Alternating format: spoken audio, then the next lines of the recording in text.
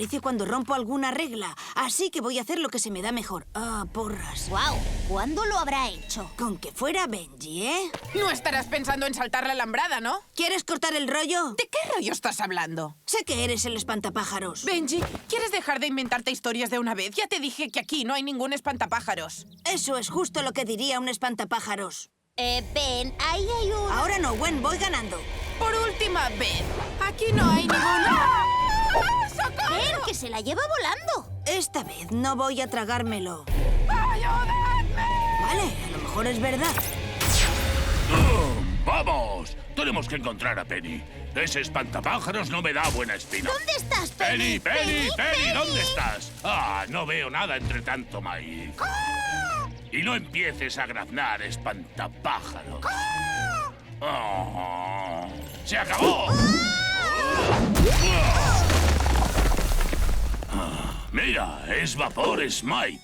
¡Benji! ¿Qué pretendes, Tennyson? ¿Has venido a echar por tierra mis planes otra vez? Vapor Smite está aquí. Eso explica... En realidad eso no explica nada. Y que lo digas. Esta granja era mi paraíso libre de tecnología antes de que esta irritante familia me la arrebatara. Pero pienso recuperarla gracias a la inestimable ayuda de un viejo amigo mío. ¡Aristocuervo! ¿No habías pasado de Vapor Smite? Ah, yo creía que le caía bien. Yo diría que tu amiguito se ha dejado convencer por uno de tus grandes enemigos. ¿Kevin? El maíz iluso. No hace ni un minuto que has dicho que lo odias. Olvídalo. Con mi ayudante a mi lado, por fin podré recuperar lo que me pertenece. Pero hemos destruido todo el maizal. Nuestra relación se basa en algo más que unos granos de maíz. ¡Ven aquí, especie de bichejo con alas! Ah, parece que solo quedamos tú y yo. No le necesito. Cuento con el gran poder del vapor. Es lo único que garantiza que estas tierras volverán por fin a ser mías. Y así podré... ¡Ay! ¡Destruir el... ¡Ay! Pienso destruir el... ¡Ay!